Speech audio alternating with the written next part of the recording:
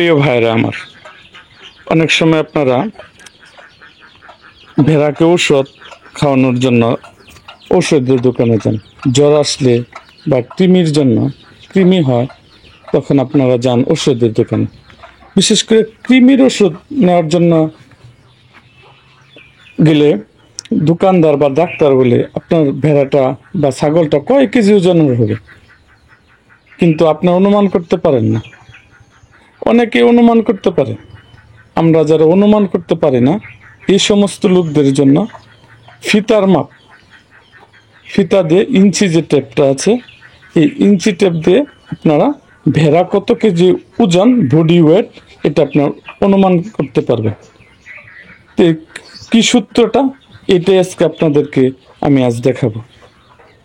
দর্শক, তাহলে দেখুন এই সূত্রটা কেমনে ফিতা দিয়ে ভেড়া বা ছাগল গরুর ওজন মাপতে হয়। আপনারা ফিতাটা এইভাবে নেবেন, এভাবে নিয়ে ইঞ্চি টেপটা দিয়ে ই করলেন। কত হইল, এই যে দেখেন 21 ইঞ্চি।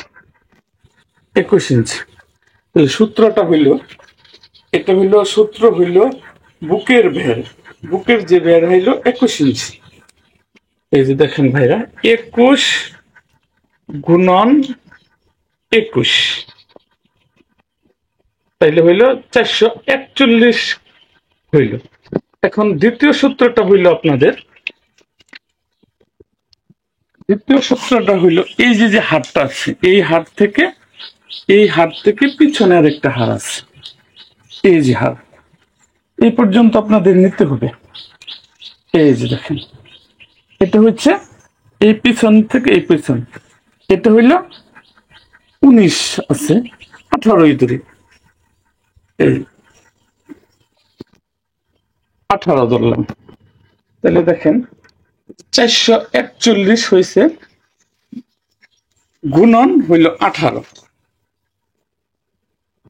তাহলে হইল আপনাদের 7938। এটাকে আপনারা 660 দিয়ে ভাগ দিবেন। এটা হইল অঙ্কের সূত্র, 660। এই যে দেখেন, 660 দিয়ে আমি ভাগ দিচ্ছি, 660 দিয়ে ভাগ দিলাম, আমার ওজন আসছে 12 কেজি। এটা হইল মোট বডি ওয়েটের। এখন এই যে ভেড়াটা আমি মাপলাম, এই ভেড়াটা যদি আপনি কৃমির ওষুধ এর জন্য যান, তাহলে বলতে পারবেন এটা আপনার 12 কেজি বডি ওয়েট।